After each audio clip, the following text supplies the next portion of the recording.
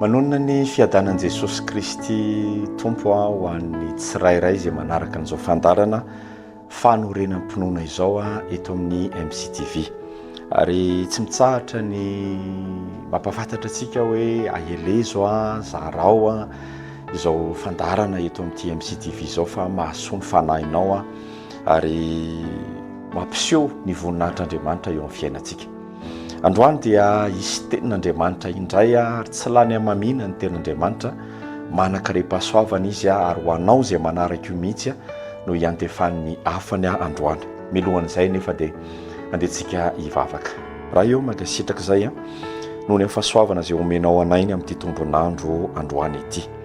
Mino izay fa tsy kisendrasendra ny zavatra rehetra fa matoa izay tojo ao anatin'izao teninao izao dia misy tianao ho tanterahany eo amin'ny fiainanay izay hevitra tsy hitondra loza fa hitondra fiadanana ho anay.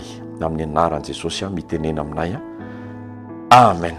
Eny ary havana dia ho raisika ny tenin'Andriamanitra izay efa nomanina ho antsika. Korinthiana faharoa toko faha-efatra. Korinthiana faharoa toko faha-efatra dia ovakiko ny andininy faha-enina ambin'ny folo ka hatramin'ny fahavalo ambin'ny folo dia mivaky toy izao amin'ny anaran'i Jesosy.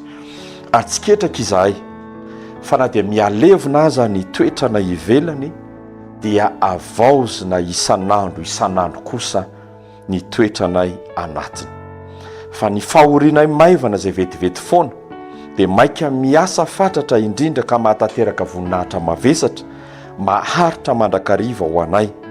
Raha tsy mijery ny hita izahay fa ny tsy hita, fa ny hita dia ho vetivety foana, fa ny tsy hita no haharitra mandrakizay. Ry havana malala ao amin'ny tompo, ao anatin'izany afatra izany dia misy fahatsapana fiainana goavana tao anatin'ny Paoly apôstôly.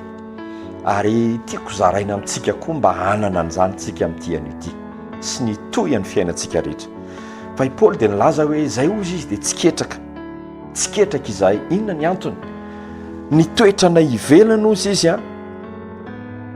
dia levona isan'andro. Ny toetranay anatiny kosa dia avaozina isan'andro. Raha mandinika an'izany toetra izany tsika ry havana izay tokony ho hita eo amintsika kristianina dia izao: mila ny ho asan'Andriamanitra isan'andro io isika. Mila ny ho asa io vao miposaka amin'ny masoandro, ny vavaka tokony hilatsaka ao am-bavantsika dia ny hoe manaova asa ato anatiko Andriamanitra.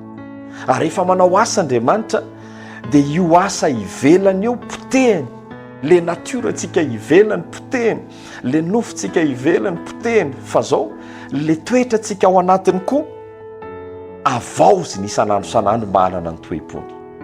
Ry havana, manonona amin'ny anaran'i Jesosy ho anao izay manaraka n'ity androandroany ity video ity amin'ity androany ity, anao asa eo aminao Andriamanitra. Na ianao aza dia mahita hoe misy toetra ankoatran'izao tokony elana, tsy androsoko ao amin'Andriamanitra, tsy amokarako ao amin'Andriamanitra, misy toetra ivelany, fa mangata mba hanaovan'Andriamanitra asa eo ivelany. Ary hanaovan'Andriamanitra fanavaozana ny ao anatintsika. Fa hoy Paoly apôstôly ihany manohy an'izay hoe misy fahorinana eo izy hatrehany, miaraka amin'ny tompony ry havana, misy fahorina, misy hirifiry, misy fizahan-toetra, misy fitsapana mamay. Fa Paoly apôstôly rehefa nahazo an'io asa io isan'andro teo amin'ny fiainany dia hoy izy hoe ninona fahoriana lovanay dia fantatray fa mandalo vetivety zany. Raha ianao le tojo fahoriana, fizahan-toetra, mandalo zavatsarotra amin'izao fotoana izao, nefa ianao tena mahatsapa hoe ao amin'ny tompo, ry havana malala, vetivety io, mandalo io fa samy mahery. Andriamanitra manao asa io. Ary hitanao ny fahoriana menjady amintsika ne tsy voatery avy amin'ny devoly, fa misy Andriamanitra mihitsy ny mandefa azy anefena antsika, anaovany asa ao anatintsika, amotehany an'le natiora tsy izy ao anatintsika. Ry havana, mila ny ho asa io isika. Ary ny farany dia ozy ny andiny fahavalo ambin'ny folo hoe raha tsy mijery ny hita izahay ozy izy, fa ny tsy hita ozy izy dia ho vetivety. Ny hita dia ho vetivety ary ny tsy hita dia maharitra mandrakizay. Hitanao zany ny fiainan'ny apôstôly Paoly izay tokony ho volentsika ty anatsika ty ampamarana dia izao hoe ny zavatra hitany masontsika dia vetivety ihany. Mandalo fahoriana ianao, vetivety ihany. Mandalo fivadiana ianao, vetivety ihany. Mandalo ranomaso ianao, vetivety ihany. Mandalo zavatsarotra ianao, vetivety ihany. ninninona zavatra lalovantsika vetivety ihany fa ny tsy hita ny maharitra mandrakizay ny fiainan'ny apôstôly paoly izay fitaratra ho antsika mpanompon'andriamanitra ho antsika kristiana dia izao miaina amina zava-panahy izy.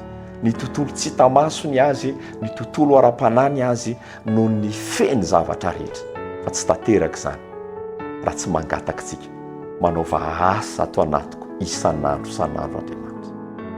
Rehefa manao asa Andriamanitra dia miamadio isika, miamasina isika, miamanakaiky an' Jesosy isika, dia mahita ny voninahitsika, dia miala ilay toetra ivelany, dia rakofan'Andriamanitra ny fahatsarany ho aminao sy ny ankonanao an'izany. Pasteur Andranto Mahenina no nizarana izany hafatra izany tamintsika tamin'ity an'ity ao anatin'izao fandarana fanorenam-pinoana izao avy amin'ny fiangonana fanasy fiainana izay. Manonona ny fiadanan'ny tompo ho amin'ny tsirairay. Finaritra tompoko.